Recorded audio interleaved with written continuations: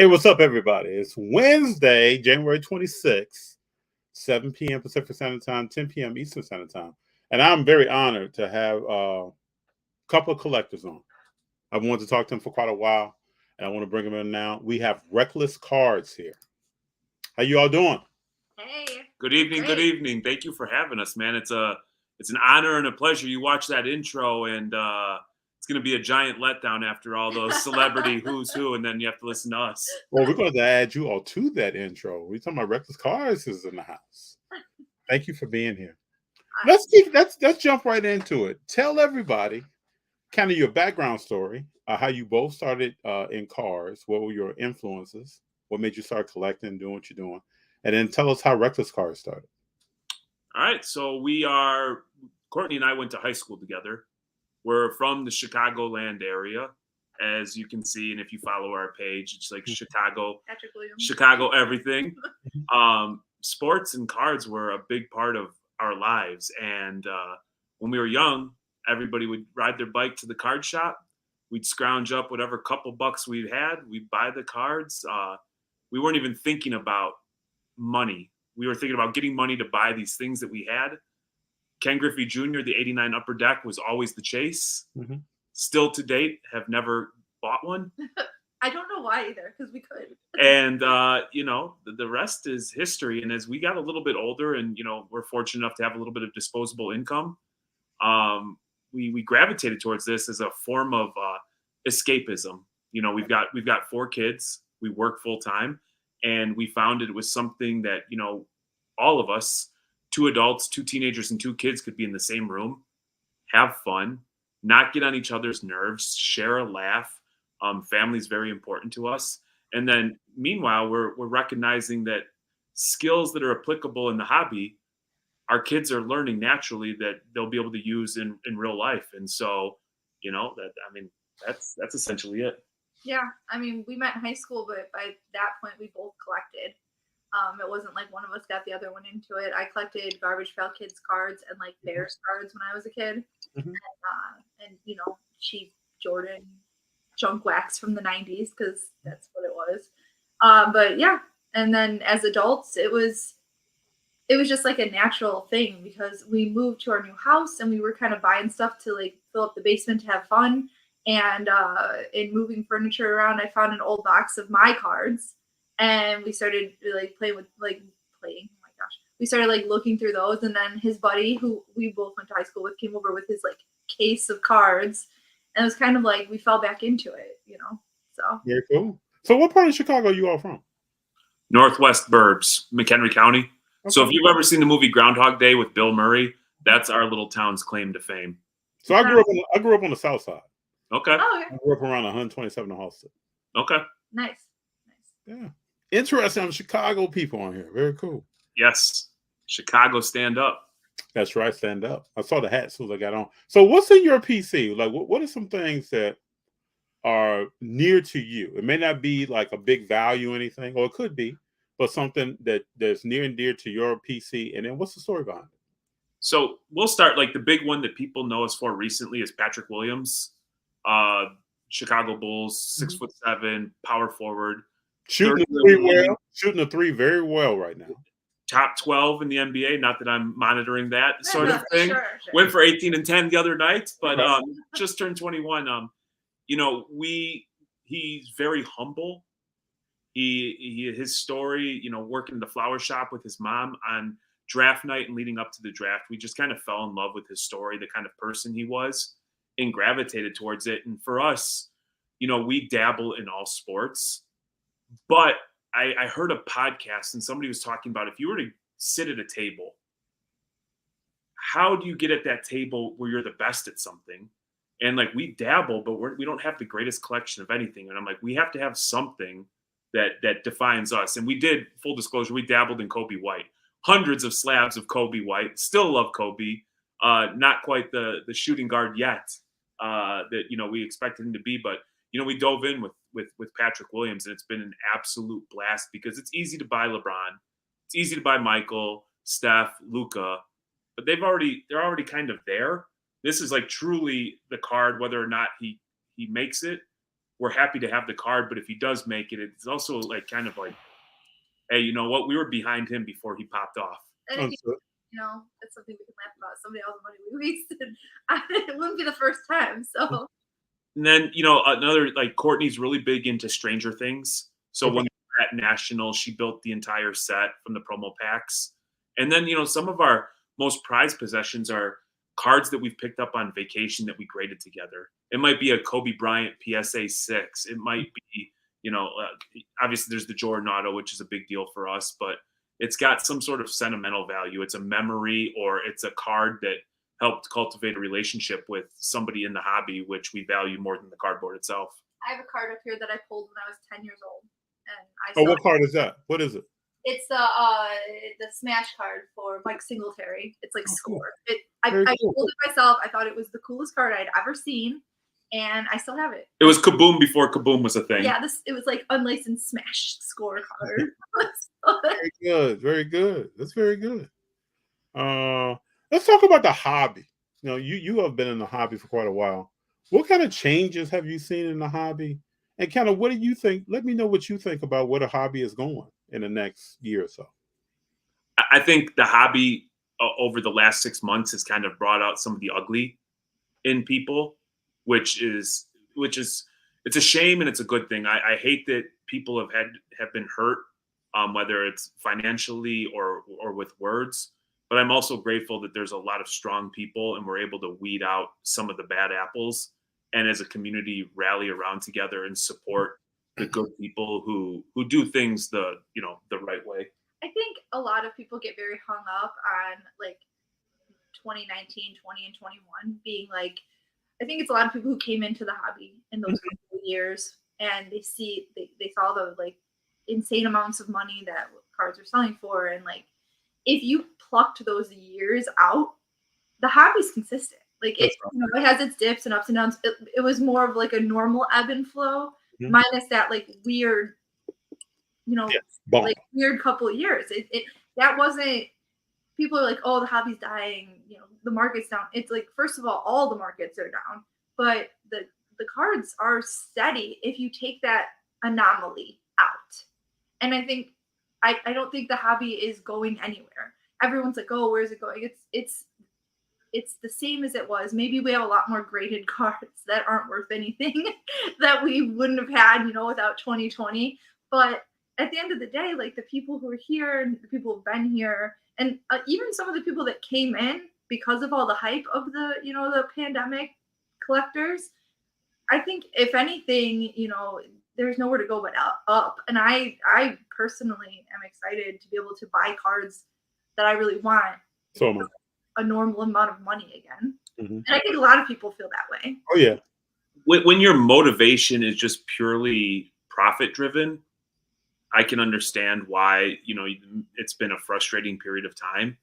But when you're truly about community, friendships, buying things that you like, interacting with people, whether it's selling or trading, we've had just the best time of our lives. We've traveled with our family. We've gone to shows. We've met people.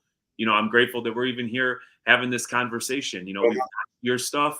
And if it wasn't for cardboard, you wouldn't know who the hell we are, and you would be interested in talking to us. And, I'm sure when you're done talking to us, you'll have no interest in talking to us anymore. Oh, I don't think so. I hope you understand. I hope that sentiment comes through. Oh yeah, I know what you're saying. How about you? What are your thoughts? What's up? Go ahead. What are your thoughts, man? You interview people. You probably have a different perspective. I'm always interested to hear what other people think. I always ask myself and scratch my head about, the word hobby to me means that it's an extracurricular activity outside of our normal lives and what we do.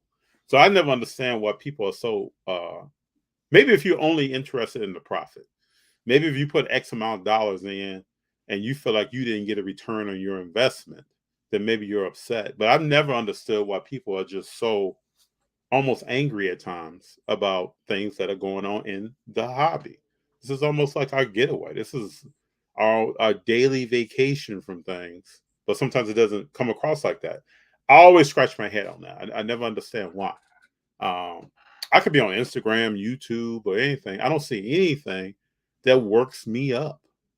But I'm thinking about things in a different way. I'm like you are. I'm thinking about things as far as what people I meet. I feel like I meet great people when I'm actually in the hobby talking to people, moving around. Just like with my children, like you said earlier, it's an avenue for them to get out and learn how to interact with people, how to have conversations, how to shake hands, how to talk about some things you may not know, from the sports world to even what someone's background is. Those are the things that got me excited when I was a child. When my father introduced me to the hobby, because he always wanted to collect. So I just never understand it. It literally blows me away when I see people like really upset about something, and it's They like, get so mad. And I get it if you bought something, you lost a bunch of money, but like I don't know, like that's a risk when again, it's a hobby. You could go, you could want to play baseball on like an adult league and break your leg and never be able to play, and you just bought like all of the expensive equipment. that's It, right. it's a hobby, so I don't know. I hate saying it is what it is, but it is what it is. But So I also think that the more people who are maybe interested or see genuineness in others that are making content or at shows or who they interact with, I think then they may see a different side of things and what's portrayed or what may be popular or what may get the most views. I don't know. But we get a lot of we have a lot of people who are like kind of newish to the hobby who follow us. I think it's just because we're kind of, you know, easygoing and Mhm. chill, and we talk about our losses and our wins, and I think it Mhm. makes people feel more comfortable with us. Yep, I But agree. I used to get so many messages of, like people being so stressed out and like depressed about their collection and unhappy and just they seem sort of miserable. And like my message to them always was like, this is supposed to be fun. You're Mhm. supposed to be having fun. If Mhm. you're not having fun, then like you need to reevaluate how you're participating in this I hobby. agree. It is a hobby. This isn't life or death. If you don't get that little piece of cardboard, the world is not going to end, and you're going to keep living. So if you're not enjoying yourself and you're not enjoying every moment of something that's supposed to be fun, maybe you really need to like look back and see like what you need to adjust within yourself and the way you're participating to make yourself. And like what you're speaking is number truth. Maybe it's a PSA to people that, like here, we pay bills first. We take care of our household first. I'm never out spending money on a card that I should be doing something else with. We make sure our children are taken care of. So we do all of that first, and then I look at each month what is their reserve amount. I've told people in the past, every car that I buy, I pay cash for. I don't put anything on credit. I'm not getting myself in debt. I don't have $25,000 in debt because I'm banking on this card to cash out. And then when it doesn't, then I'm upset. So I think maybe if we took the cart all the way back to the barn and started out a certain way, you might see less people that are upset about what's going on. I also look at some things as an investment, and then I look at some other things as something that I like to collect. I like to. It brings back memories, I will say, of a sporting event or a time in my life when I was watching this player do this. So I don't look at those things as, well, what is it up by? What is it down by right now? It still brings back that memory. So I mean, I don't, but I've been like that probably most of my life. I've collected comic books. I've collected many things, autographs. I used to be really big into autographs, still kind of. But I always had a reason why I did something and a methodology to it, so that everything else in my life is taken care of. This is my time to get away and do something I really enjoy and have fun with it, so it doesn't stress me. I'm glad that you touched on the finance piece about not going into debt. I mean, we had a friend who got into real bad trouble, and so we recognized that was happening because there's a lot of keeping up with the Joneses. I You agree. go on Instagram and there's a lot of like cards being flashed, and some people start to feel less than as a result of what they have when they're Yes. comparing it to others. We started to just talk about like our finances, that we keep personal money and Mhm. hobby money completely separate. And guess what? There might be a day where there's a $50 card that we really want, but guess what? We just paid for the grading fees on something else. We bought a Right. PC item. Courtney's going to Culture Collision this weekend. Maybe we spend our money there, and we're just gonna have to hold off until we make another move, Mhm. and that's okay.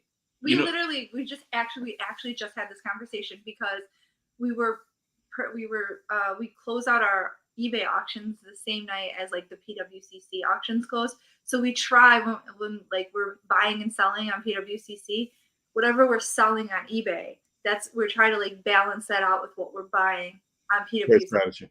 Great So strategy. you just really have to, it's responsible participation. It's responsible, and that's with anything.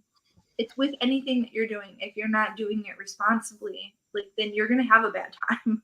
And I think that's where some of that stress comes from. That if you've got your rent money on a card, and you need the card to go up so you can flip it to pay your bills, that's not an enjoyable experience. And all of a sudden, the hobby is not what the hobby is supposed to be. No, it's Well, not. if it's not a hobby, then it's become an industry to you. And then I think the key thing that you just brought up is keeping up with the Joneses. Like that's something that I'm not concerned with at all. If you posted that you just got a fabulous car, or you pulled a fabulous car, or you paid for a fabulous car, and then you got it graded, I'm happy for you. Yes. I'm happy for Reckless Cars. It may make me say, hey, let me tighten up my strategy on how I do certain things so that I can make some moves I want to make.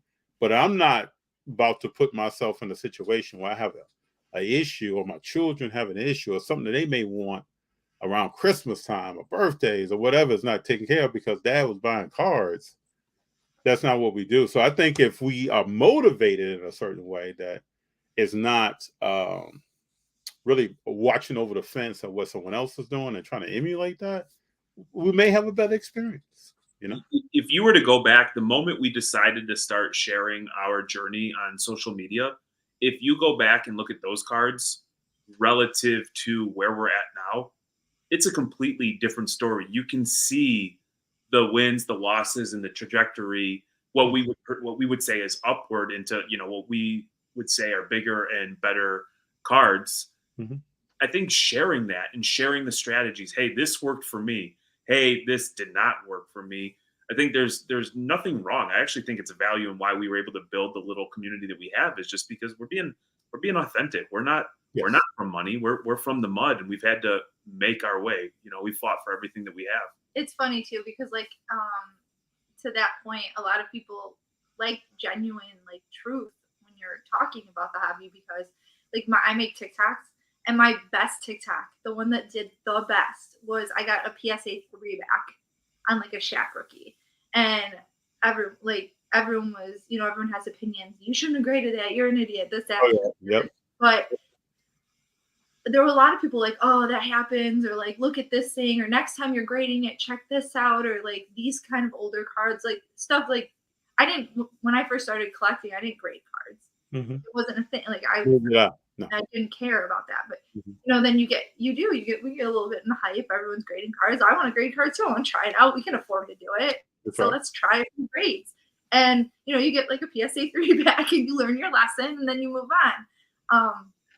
But that was one of my most popular TikToks, because it felt just people were like, they related to that, like not everything being perfect and like having all this glory all the time. It was like, yeah, this is relatable. So I get it. Very much so. We got Dave G here that says, "What's up?" What up, Dave? Hey, Dave. Kayla's here. Kayla said, "Great message. It's a hobby. It's hobby first." Also says, "Cards with a personal meaning behind them are the best." Very true. We got Ziggy here. Ziggy says, "Cheers, great people. Huge fan of you both. Thumbs up." What's up, guys? Can I give? I want to give Ziggy a little bit of love. Mm-hmm. Ziggy was one of the first people that ever reached out and even acknowledged who we were or what we were doing, and had us on for I think it was probably our first ever podcast we were having. And it was such a big deal to us because we were in some Discords together, and Ziggy is a very opinionated person. Mm-hmm. And I sincerely appreciate that. And he's got an aura about him. So when he reached out and asked us, it was just a compliment to begin with. Anyway, that whole day, Courtney and I were excited. Our first podcast. Somebody cares what we have to say. And he's just always been nothing but kind to us. And he's going to be mad that we even shared this, but Courtney started the scavenger hunt for kids years ago. Okay. And he didn't want any acknowledgement. He didn't want to be recognized for it, but he sent what must have been a couple hundred slabs to give away to kids. No cost, didn't want anything. And so people like that and who behave in that manner are a reason why, it pushes us and makes us. You want to talk about keeping up with the Joneses? Yeah. That made us want to come out of pocket a little bit more to ensure that these kids that had that much better of an experience. And so I know Ziggy catches a little bit of heat sometimes, but we're Ziggy fans over here. Very good. I'm a Ziggy fan as well. Very good. That story does not shock me at all. No, I feel like I feel like he gets a little bit of heat, and it might shock some people. But he's like a nice guy. Like he's always been nice to us. So I don't have. Me, I could never confuse a person with an opinion with I put on that person that they're a problem or something. Yeah, no. I just had a conversation with someone the other day about expressing opinions. This is another thing in the hobby. I think sometimes we think that if I'm FD and I express my opinion, I don't have the only opinion. Somebody else, Reckless Cars may have an opinion. Ziggy may have an opinion. This person over here may have an opinion. Can we get in a room? Can we get in a chat? Can we get in the comment section and all express our opinions and be okay if we walk away and our opinions are different? I don't have to change your mind. I just want you to hear what I'm thinking. And Ziggy does that, and I never have an issue with that. If we're talking tonight and you all say something that I don't agree with, or vice versa, I'll learn more about you. You'll learn more about me. But we don't have to convince each other that this is the only way of thinking, because it is not. I feel like that's an issue across the board, not just the hobby. That's like in general, as the world turns, that is an issue. So one of our favorite hobby night schools when we had Peter PacMan on, and we actually, that's all about positivity, and we try to keep it light, but we touched on some serious conversations, and I was very grateful because I think sometimes Peter catches it a little bit because he's very outspoken and passionate about what he feels. Mm-hmm. And I just valued the opportunity to, chop it up for an hour and a half and learn more about his thought process, his perspective, and the way he views things, and how can we help be active participants of sending a better message and being more inclusive in the way that, we operate in this space. I think, to bring it full circle, in that the whole point for us, that we got onto social media with that, to do anything with the hobby, was in order to, connect with people. And I think, for us, it's 50% the cards. We love the cards, and then the other half is 50% the people. Yes. It's the relationships, the shared entertainment, the shared feelings about something that we all mutually love. I was just down in Tampa, and Brandon Bro Namath scoops me up and takes me out for the night, and we didn't talk about cards more than 5 minutes, except to acknowledge that here we are getting to know each other, sharing stories, creating a bond, creating a friendship as a result of some cardboard. Or we go back to Chicago and there's card shops that open us. We go to their homes, or when people come to Michigan, we show them a good time. And it's cardboard's that vehicle that brought us together.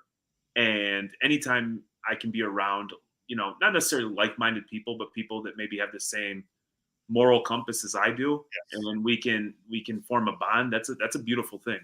Yes, very true. What part of Michigan are you all in? We're in Grand Blanc, so we're right between Flint and Detroit. Okay. Years ago, I used to live in Detroit. I lived in the suburb of Detroit. Farmington Hills, Michigan.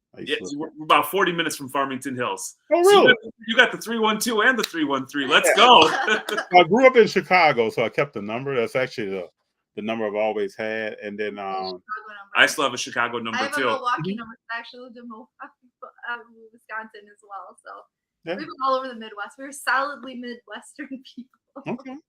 All right. That's interesting. We got Dr. Mantis T-Bog in here. 3 thumbs up. Hello, everybody. Zerny says, "What's up, FD and family?" And then April's here. April's my girlfriend. She says, "Hi, everyone. Nice to have another car family on." She was very excited today. Still is excited about having you all on. And hi, April. Thank you for joining. Oh yeah. So you all sell cars, correct? Yes, sir. Yes. Are you setting up at Culture Collision? No, I'm going just to, because I've never been to Culture Collision, and a couple of my friends were like, "Oh, you should come down." He's doing a show that weekend in Lansing with Manny, Manny being Manny, and so my parents are keeping the kids, and I'm just gonna fly down solo and check it out because big networking event. Very cool. So walk me through it. Walk all of us through kind of what decision, like how do you decide what you buy and sell, and what methods do you buy and sell? Are you on eBay? Do you have a website? Walk us through all that. We have two very different methods. So I'll let Jeremy go first, and then I will tell you my method. So if we're looking just strictly from like a Reckless Cards perspective, our strategy is pretty simple. It's we buy in the off season, we buy in bulk, and then we sell during the upcoming season before somebody gets hurt. We've taken time to educate ourselves on what are the kind of brands, the specific cards, the parallels that people are going to be interested in. And it's just rinse and repeat. It's about as simple as that. You know what I mean? So when everybody's looking at another sport, we've been buying baseball, and about 3 to 4 weeks after the Super Bowl, we'll go back into football. And it's just, it's pretty foolproof operating that way thus far for us. It's, we don't really rip wax anymore, and we don't buy products when they first come out. Ever. We might get into breaks of new products as they are like released, and then we immediately sell those unless they're PC cards. So Jeremy is definitely more when it comes to like the analytical side of like that. I will, obviously when we're at shows and stuff buying, I will, we set up at shows to buy typically. That's my favorite part of the shows. So there's like a process. Like people come up to the table. He's usually off on the side doing the deals. They come up, they see me first. I look through what they have, and if I know, like if it's football season and they're trying to sell just football, I'm like, don't waste your time waiting in line to talk to him, because we always have a line around our table because we're buying, and we buy strong. We pay, good close to comps. We're pretty chill with that. So we always do have people like lining up wanting to buy from us at shows. So I usually it's me filtering out the people that I for sure know we're not going to buy any of this stuff, and then passing on the rest to him. But when it comes to buying for me, I only buy what I want. It is I'm never buying to sell. If I'm out buying a card, it is because that is going into my PC. It will be on my wall, and it is my card. Okay. I'm more of the I'm loading up eBay, I'm selling, I'm doing that kind of stuff. When I'm buying cards, just if you see me buying, I'm buying because I want that card, not because I'm going to sell it. So do you all also sell on eBay? We do. And buying has become fascinating right now just because you've got PWCC, which a lot of people still don't understand how the weekly auctions operate. You've got the new Golden site up, which is just another platform. Yep. You've got multiple Discords. You've got Twitter, Instagram story sales. So Facebook. I'm a big believer that you actually make your money on the buy. So I'm always looking for, just easy arbitrage opportunities. And it takes a little bit of effort and time. But here's the thing. I like cards. I work in my day job. It's very stressful. So if I can take a few minutes off and look at things that are shiny and make me feel happy for a little bit, and I can turn around and buy them, that's pretty cool. Yeah, it is. It's so funny. We joke all the time about this was supposed to be when we started doing the card stuff, it was more like a hobby, but Jeremy's capable of doing anything as a hobby that isn't also productive. And so I joke because it started out as just this fun thing, and now it's grown into what it is. And it's actually even more fun than I would have even imagined. So let's talk vintage a little bit. Do you all sell vintage, or what do you think of vintage as far as a buying opportunity for people? I almost bought some vintage this weekend, and I caught myself because I know I'm not educated enough to make an informed decision. For me right now, other than having a 52 mantle, to say that I have a 52 mantle, that space just isn't very exciting for me. I can acknowledge some pretty awesome cards, but as a whole, my passion's just not there yet. My curiosity has been piqued definitely over the last 12 to 18 months. And so I think as a natural progression, vintage becomes a space that we operate in. But right now, the love and that burning desire that hey, I'm going to get up, I'm going to spend man hours to understand and learn this market isn't there. So I'm not going to force it. I'm still truly trying to have a good time. I respect the hell out of people who play in that space. Mhm. And, it comes up more and more. And so I know the way my brain works. The moment it starts going around more and more, I know it's coming. It's just not there for me He likes right now. the education aspect of cards, and like he likes learning about them.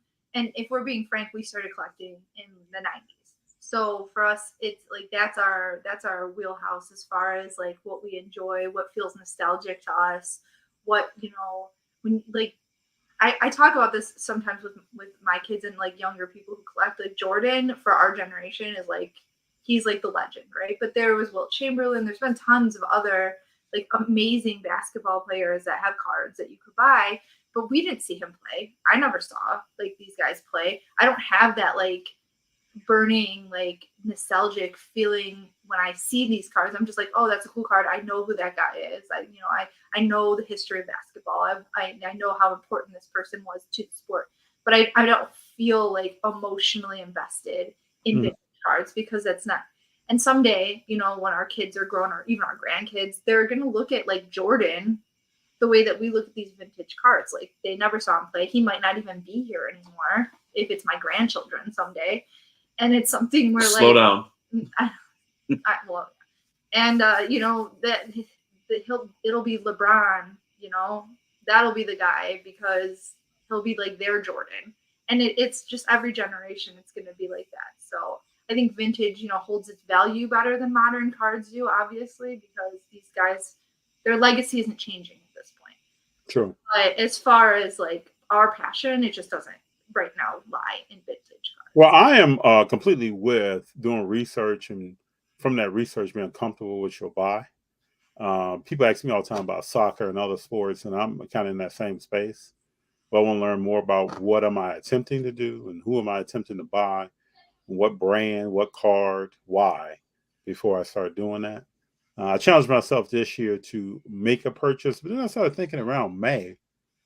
Like I'm not only any kind of timeline here. I need to understand more about what I'm trying to buy. And when it comes to football and basketball, I pretty much understand what I'm trying to buy and why. I can break it down to you, but so I respect that.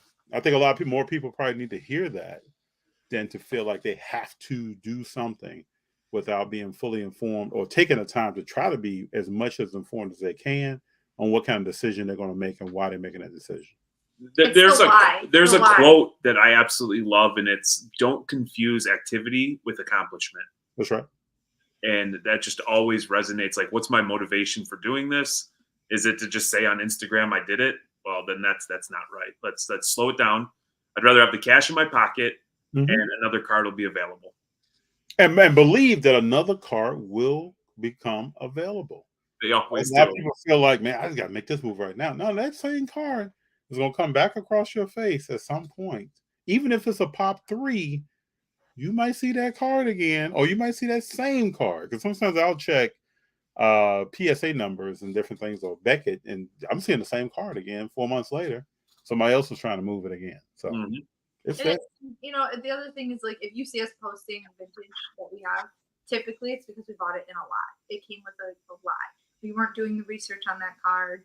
I bought a lot one time and it had like a bunch of vintage basketball in it. And I didn't even comp those cards when I was buying it because I'm like, I don't know anything about these. Like, if you want to throw them in, you can. I'm going to comp out the cards that I know. I'm going to give you a number. If you like that number, you can sell them all to me. I came home, one of them was worth like $300. I had no idea. Like, I literally didn't even know.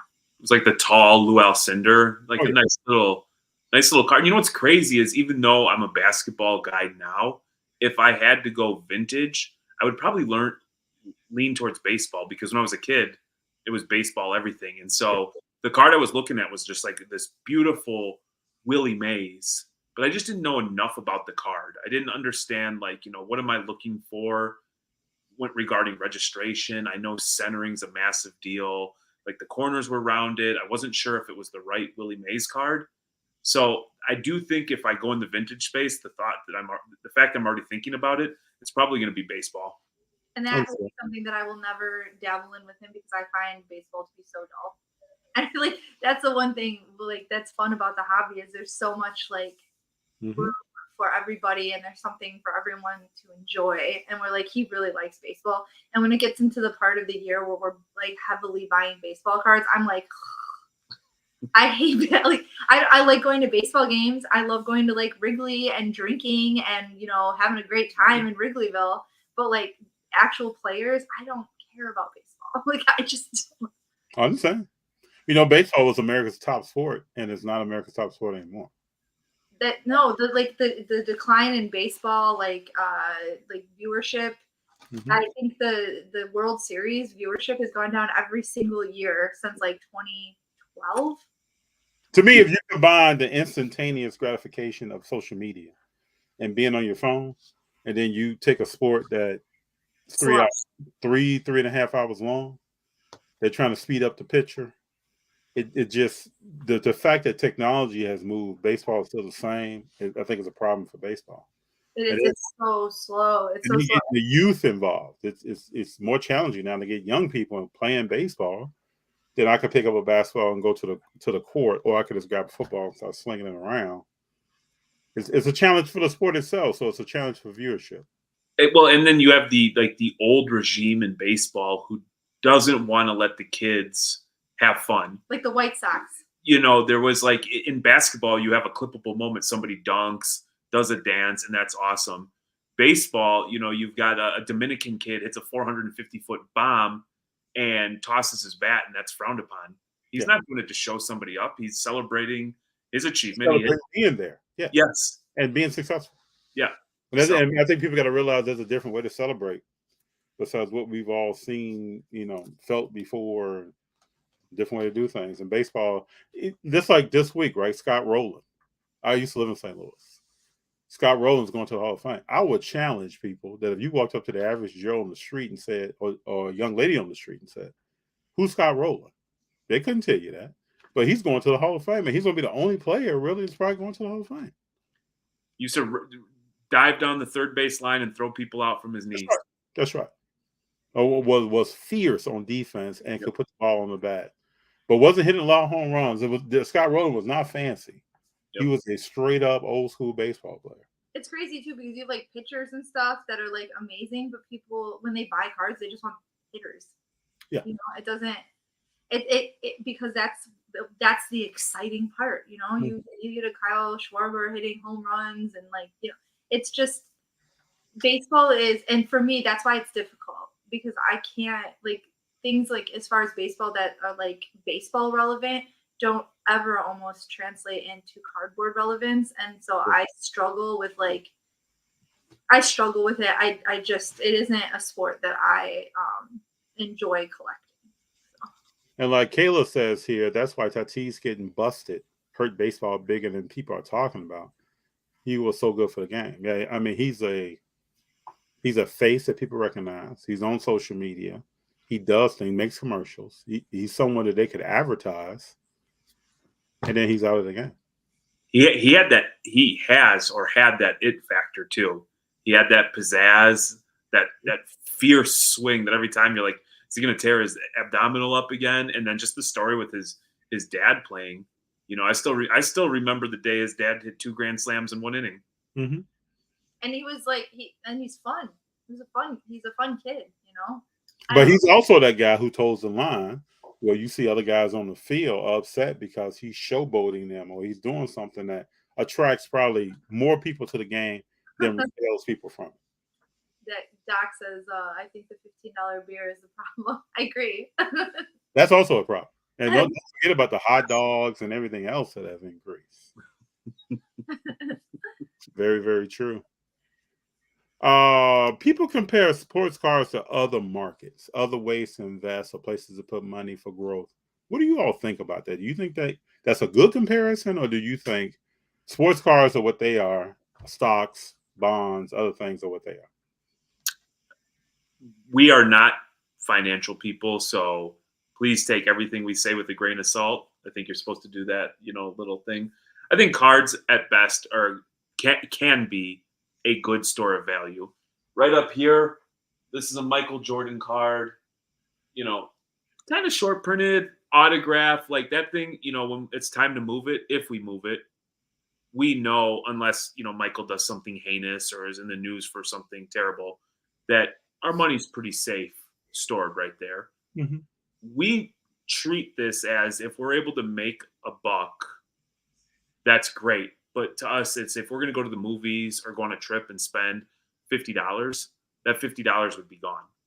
So to us, we don't compare it to markets. I understand some of the parallels and some of that stuff, but I think it's just, if you don't have the financial acumen and you're not operating in a very methodical and very specific way, you could get burned. So we just look at it as like, hey, we're mindful that we're going to be able to sell some of these cards. We might win on some, might lose on others. But if we lose everything, at the end of the day, we've got the piece of cardboard that we think is cool. It's like art. I would say like the closest comparison would be like maybe the art market, because it is like you have an artist that's doing stuff and they can fall in and out of favor, just like players fall in and out of favor. The style of the art can fall in and out of favor. So you can buy a painting that's like relatively expensive. The artist is super hot at that moment. And then the next big thing comes and people don't give a crap about that particular artist anymore. And the value of it has been lost. And also, like art and cards, and when people compare it to like to markets, it's, to me, it's a little like, a lot of people, when they were comparing it to the stock market in 2020, I just thought that was ridiculous, because you don't go into your stockbroker and be like, you know what, I want like 50 shares of Apple, because if you can afford 50 shares of Apple, like whatever, but because I just love Apple. I'm like so passionate about you buy stocks because you think that company's going to do well. You buy sports cards because you're passionate about the players, the team. There's a lot more of emotions involved with that. So I don't think it's not zero sum, and you can't compare those things. It's like it's apples and oranges. So the stock market and real estate have never created a relationship for me with somebody that I'd want to go out and grab a drink with or talk about sports with, where sports cards have. So I know there's going to be people who have a difference of opinion. That's perfectly fine. That's just from a place of being comfortable. That's where we feel okay to operate at. I got a question for you. So you're going to Culture Collision. What are you excited about at that show? And then tell us about what strategies or decisions do you make on what shows you want to attend? So for me, like Culture Collision was kind of like a last minute thing, because we have 4 kids and we can't always arrange for things. So yeah, I understand that. So it was like some people are going. It looks like it's going to be fun. It's going to be a blast. Yeah. It looks like it's going to be so much fun, and it's different. It's got kind of like, we are where we're at, the card shows in general are very much like there's a lot of this. It's the same. They're the VFW shows. Everybody, it's the same people, and that's great. And we know a lot of those people, and we love them. And we go to those shows, and they're super cool. But like these newer, like this new generation, and when we were talking earlier about like where the hobby's going, I think shows like Mint and Culture Collision and like the Dallas show and the Burbank show, these like the shows that they're doing now, that is sort of, to me, like the future of where the hobby is going. If you're going to keep young kids, you were talking about their attention spans. Yes. You need to have things that are exciting, things that are fun, things that are like cross, cultural, in nature, like the Culture Collision. All I see are the pictures of the shoes and things like that going on there. And that is, it's not just like dusty cards sitting in a bin and like people who are just the same people every week doing the same thing. It's innovative. And to me, I like to see the innovation. I want to go because I want to meet people that I only talk to online, and I don't get to see them in real life.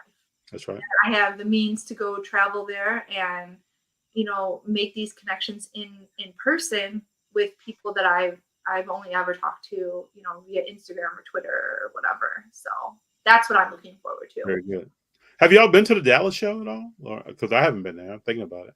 This year, I think we're going to. Yeah, I think we're scheduled to go Q2. And just regarding Culture Collision, I'm excited that Courtney's going without me. Obviously, I would love to be there.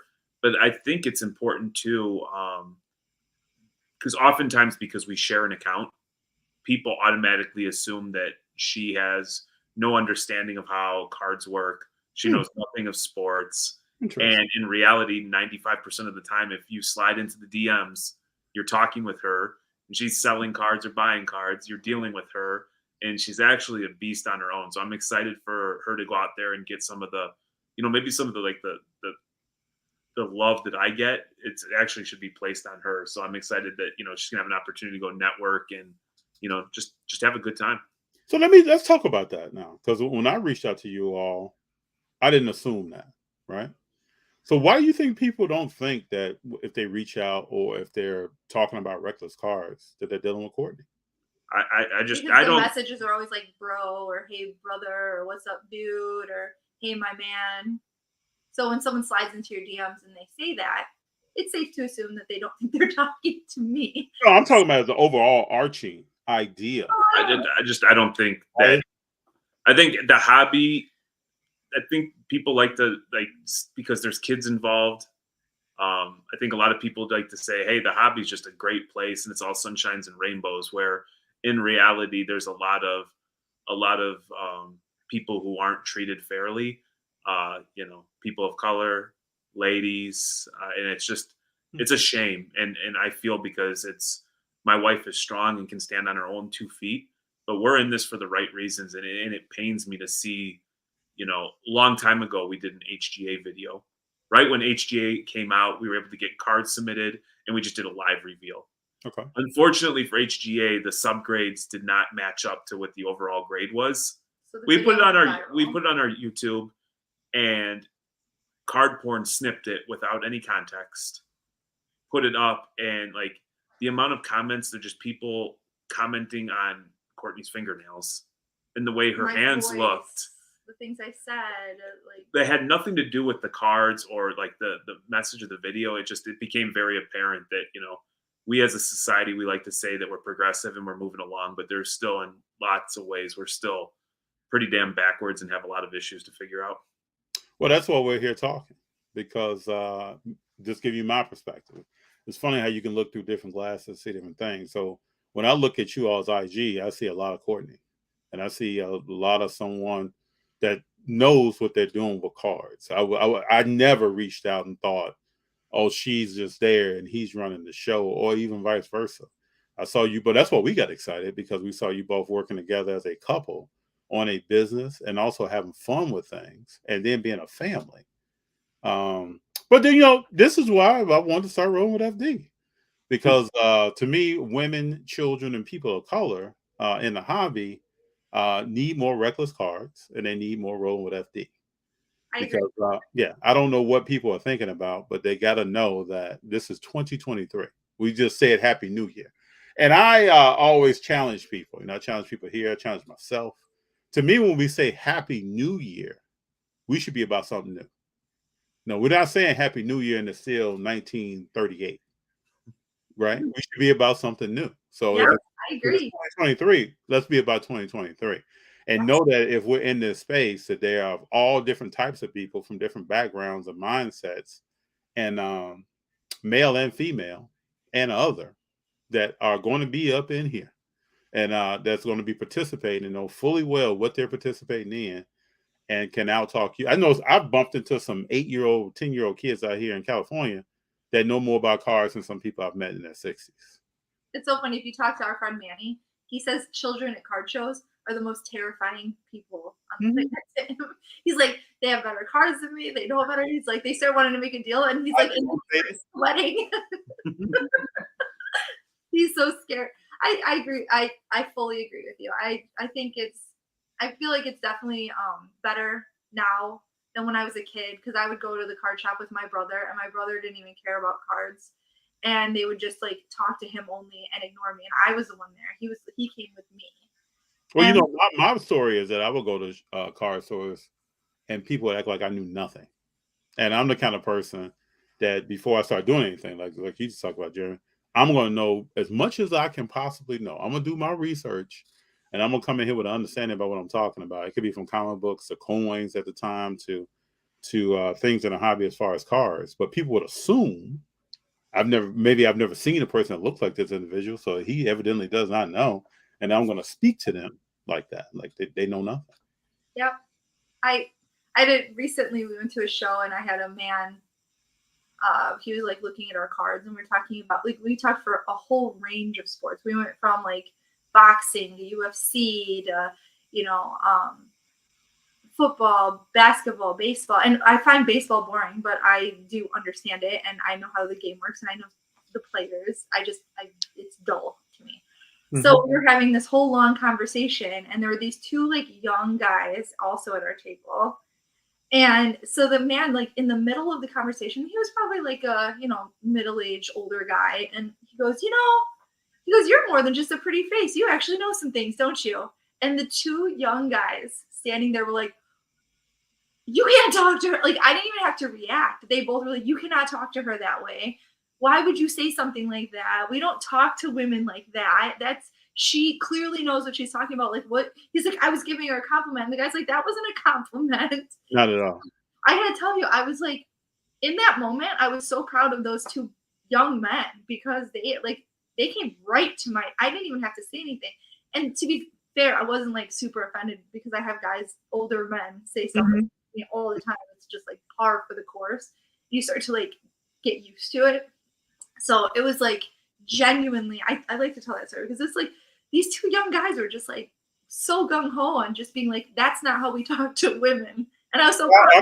I can tell that you can handle your own, but I'm happy that those two gentlemen spoke up, said something.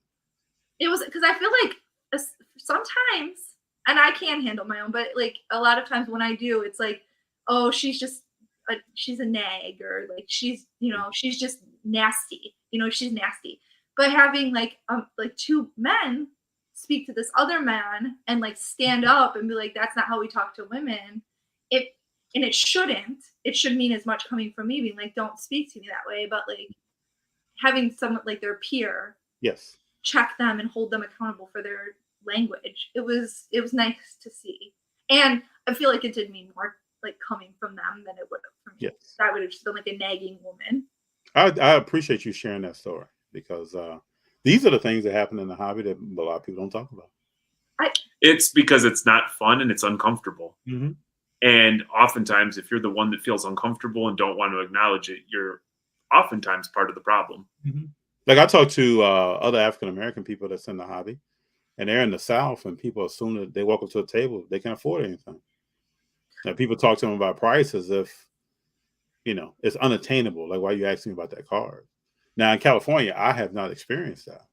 But this year, I got a few people I'm going to go to the South to go to some car shows with. And I just want to see the environment. I just want to learn. But it's just interesting sometimes. I always say this to me. This is since I've been grown. This is how society works a lot, is that there is a box. Each person that approaches someone else, a lot of people out here want to put someone in a box. They want to label that person. They want to put a lid on that box and close it up. And then when it comes back to you, they already know, okay, I know who this person is. But you really don't, because they're very dynamic people out here. And could be so dynamic that you've never met anyone like that. So just because you walk up on a young lady or you walk up on a guy, you don't really know that person. Take the time, humble yourself, get to know that person, have a conversation with them. You may learn something. I talk to people all the time at shows. Well, I learned something about them, or I learned something about cards that I did not know before. But first, I humbled myself to have my in that space. Just from a sales point of view, like I have money to spend when I go to shows, and if you speak to me disrespectfully, I'm automatically not going to buy a card from you.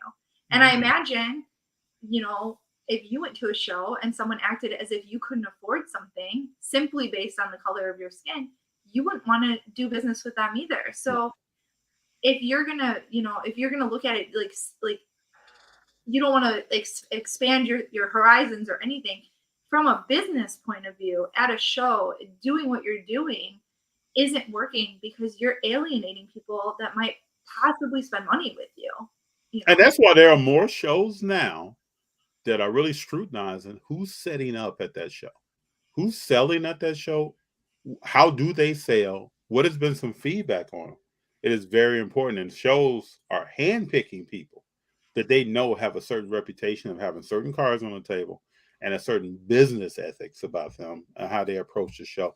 Those are going to be the people setting up. So some of this other stuff, who knows where it's going, but it won't be at the show I'm at. Exactly. I love it. I like it. We're not here for that. This is 2023 energy. That's right. Dexflo says, F Dizzle, you're the best in the world at what you do. Thank you, bro. I appreciate it. Kayla says, straight up preaching FD. Just tell the truth, people. Be at the Burbank show Saturday. Hope to see you there. Nathan, you know I want to see you, man. We've talked about getting together. I'm pretty sure I will be there on Saturday. It's probably going to be every day, but I will be there. Are you all planning to be at the National in Chicago? Oh Oh yeah. Okay. I'm building a list of people now. We're gonna be there. We'll Yeah, probably the kids, at least the older kids, I think, will be coming with us. Well, it's all good. I'm going to bring my son Junior. That's my plan right now. He's 7, and my film, my editor, photographer, videographer is my son Greg, and Greg is 18 years old. Okay. So he'll be with us as well. So it'll be a pleasure meeting you all and spend some time with you and meeting other members of your family. That will be a pleasure. So when we talk NBA, are you all impressed about the current NBA? We look at the West and the East, a lot of parity. This is not the NBA we grew up with, where there was some dominant teams and definite Hall of Famers. I actually think the NBA is searching for what we talked about, that next great leader of the NBA. I'm talking about after Steph's gone, KD's gone, LeBron's gone. Who is that player going to be? What do y'all think of the NBA right now? I absolutely love it. I love that I can turn on a game any given night and not all the outcomes are predictable. Okay. You don't know what's going to happen. Mm-hmm. I also love the fact that the Blazers can be up by 25, 30 points.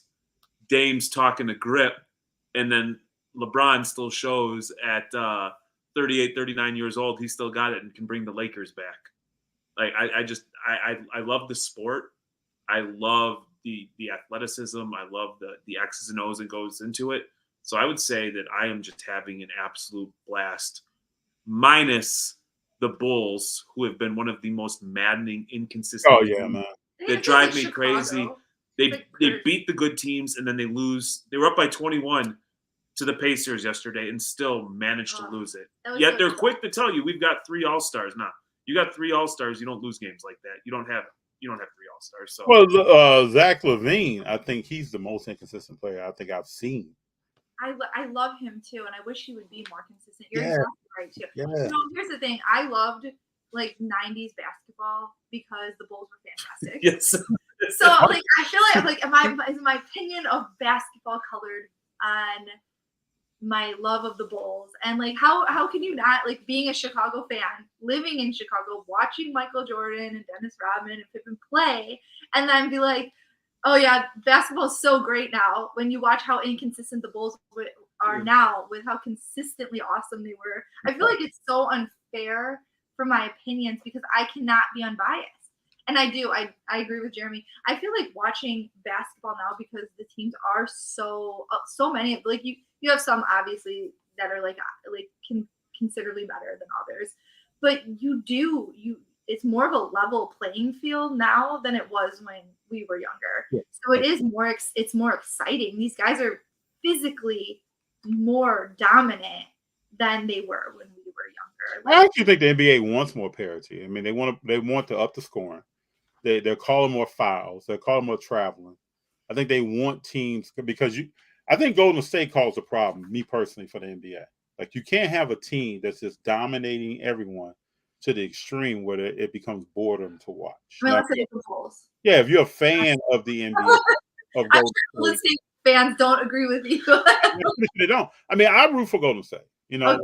Oh, you got your hat. Yeah, I can tell. I just understand that if I'm a fan of another team, do I really want to see this over and over and over? Because it gets boring. It's a beautiful recipe. The NFL figured it out a long time ago with parity. The season starts and everybody, whether or not you really believe it, you feel like you have a chance, because every year there's a team who win 1 or 2 wins and now they're in. I was in Cincinnati the other day. Baseball hasn't even started, and Reds fans know that they have absolutely no chance, and it's done. Which has got to be a depressing. That's a 162 game season when you don't have a chance is a miserable time. Baseball's boring. But you got to think they haven't had a squad since the 90s, since Chris Sabo and them back in the day. There you go. But for basketball, man, I'm loving some of the new rivalries. I kind of like the Grizzlies, jaw jacking and fighting with everybody. Yeah. I'm excited, man. I am really, really excited. Unless we're talking about the Bulls, then I'm probably pissed off. Yeah, he's for sure pissed off. He'll, his whole night will be ruined. It's so ridiculous. I was joke that I never want to marry a man who a game at the end of the night will ruin your day. And for the most part, he's not like that. But occasionally he gets that way. And I'm when the USA was in the World Cup, and I'm I was at I couldn't. Him and my oldest daughter went and watched the last game or match. And I was at my other daughter's soccer game. Okay. And so I'm sitting there and I'm refreshing because I couldn't watch. I'm refreshing. I'm just watching the US team not score. And I'm oh my God. I'm this is gonna be a shitty. Oh, pardon me. This is gonna be a terrible night when we go home. But he was fine. It makes me laugh because, but I get that way. When the Bears are playing and they lose, it messes with your day when it's your team. It's hard. That's why it's also it's kind of fun just to be a meatball for me. There's so much seriousness. It's the purest form of escapism, because for a basketball game, for that 2.5 hours, I'm not on the phone. I'm not concerned about work.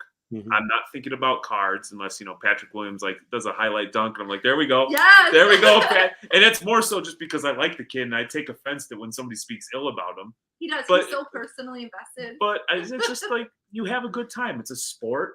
It's supposed to be fun. Yeah. It's I feel there's always there's the people who enjoy things for the sake of enjoying it, cards, sports, whatever your hobby is. And then there's the people that take it and they just kind of ruin it by just becoming so invested in a way that's unhealthy. I agree. When I go to a sporting event and I see two rival fans getting into a fight. Fist fights. I've never went to a sporting event and thought about fighting somebody. Never. I've gone to the last 3 USA-Mexico World Cup qualifiers, 2 in Columbus, 1 in Cincinnati, and I've always had the greatest time. Mm-hmm. Passionate fans, I can appreciate how passionate you are. I'm going to show you how passionate I am. We're going to have a good laugh, maybe make fun of at some of our differences, share a drink, shake hands and call it a day. We'll see you in a few years. That's the way it should be. Because you're in some group chats where people get mad and leave. But I want to ask you a question. You talked about the Warriors and people potentially being bored. I don't think people are, I'm sure you all are, and that's the Golden State fans, are truly appreciating what we've witnessed over the last several years. Is Steph Curry a top 5 or 10 player of all time, in your opinion? Oh, I think so, yes. But that's me. I thought Steph was top 10 before he won the last championship. I think when he retires, he should be, at least on my list, he'll be top 5. He would be in my top 10. Yeah. I keep just so you know, I keep a top 25 list all the time. And it's always being updated. Every day. I think what he did to the game, if you drive by any local park, kids are trying to shoot 3-pointers. Oh, yeah. Half court. When we grew up, if you were warming up to play ball, you may start with some layups, start with some free throws, start with maybe a little mid-range jump shot, you see people now just start straight up jacking threes up. Yeah. That's how they warm up. Steph changed the game. But Steph, we talk about, came from nowhere. He's an undersized guy. He was 160-something pounds in high school. Got no D1 offers. Went to college. Yeah, started playing. Then after his first year, some D1 schools showed up and wanted to bring him on. He said, "No, I'm gonna stay with the people that started with me." Just won. Went to the tournament. Showed who he was. Just finished college. Kept that on his radar as something that he wanted to accomplish. Came to the NBA and kept performing even after having ankle surgeries and different things. He had a rocky start. This is not a guy who just came out with a silver spoon in his mouth. No one was calling him king out of high school. No. And now he's on par with championships with LeBron, and he has a chance to surpass him with 5 or 6. I mean, he's a guy who came from nowhere. And if you saw him on the street, 6'2", 6'1", he looks like the average guy who's destroying people on the basketball court. And I think that's why people can relate so much to him. Like, this is not Will Chamberlain. This is not Shaq. But when you talk about pass to half court line, he's a problem. But we talk about the work ethic, right? Steph puts up a crazy number of shots per day. That handles his business, keeps his diet right. You've never seen him out of shape. Those are the things that equate greatness. And I always say on every podcast or anywhere that I'm around talking about Steph is that, to me, I would recommend people embrace greatness instead of shunning greatness. He is the reason why our little son, who won't be tall, thinks that he can be an NBA basketball player because, hey, if Steph could do it, I could do it. Yeah, he wrote, he wrote a book, or like he ghost wrote a book about his life, and we have it for, like, it's a kid's book. And my girls love to read it. I'll read them that book about how everybody told him he couldn't. Everybody told him he couldn't, and we read that like at least once a week. They love that. Well, I think last night or the night before, he was at a premiere of his documentary that's coming out about his life called Underrated. And he talks about how his struggles and how he came up. But, the cool story about, his father was an NBA player, Dale. And so Dale, Steph's brother tells the story. And Seth, who is Steph's brother, says that Dale took him in the backyard. Steph was so undersized that he wanted to shoot from low, bring the ball up. And Dale told him, if you don't shoot high up, your shot is always going to be blocked. So Dale took him in the backyard. Steph's out there crying, doesn't want to shoot shots, doesn't want to go through these drills. But Dale's taking him through the drills to make him a better player. And I think that's another part of Steph that I really enjoy that I probably don't talk about a lot with people, is the relationship between him and his father. He has a great relationship with his mom as well. But how that relationship helped him to become who he is. Because without that mentoring and parenting, we may not know Steph Curry the way we know him today. Yeah, well, and his brother can shoot the rock too. Oh, yeah, bro. Oh, yeah. He guys, just he's 45, 46%, I think, the last time I saw it. And it's like, man, he kind of gets forgotten about, but he can chuck it. Dell, whatever Dell was teaching those boys, it worked. And they both were number 30 after Dell. Yep. Yeah. Which is real cool. I think that's awesome. Really, really cool. It's been good talking to you all. It's been awesome. I love the fact that the conversation went in many different ways. I thought it was very, very, very organic, and we're truly humbled and grateful that you would take time out to have us on. Oh, yeah. And we love what you're doing, and I hope you continue to do it, because some of these conversations are entertaining, some of them are fun, informative, educational, and truly looking forward to meeting you and the team at National. Oh yeah, it'll be a pleasure. But before we leave here, I feel the same way about y'all. To me, you represent family, which I'm excited about. You're a couple that's working together on what you want to do. I love the fact that you break apart to go do something, come back together. That's how people have to be if you want to be efficient and build relationships today and have that kind of savviness about you. That's why we were excited about having you on. I want to reach out to you. I told Kayla this, but you were also on the list at the end of last year of people I wanted to reach out to line up for January and talk to. So I really appreciate your time and coordinating this. And I want to have you back on again because, we're starting a relationship. And we got to get you in the intro. All right. All right. So I'll say Reckless Cars, who you're rolling with, and then you all can say whatever you like to say.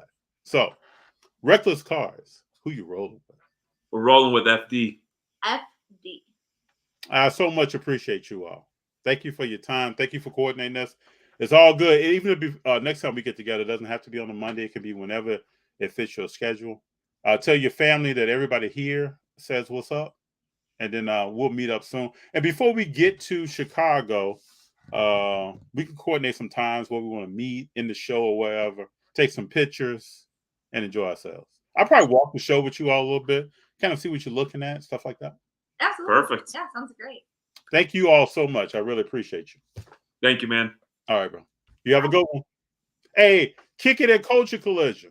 I can't wait I'm going to hit you up to see what the show was like afterwards. I know it's going to be the bomb. I know you're going to enjoy yourself. I wish I could be there. If they have another one this year, I would like to. I hate the fact that I'm missing that show, but I would love to be there. I'm excited. Hopefully next time you can be there too. Yes, ma'am. And Jeremy. Oh yeah, get Jeremy down there to kick it. You all have a good one. Later. Bye.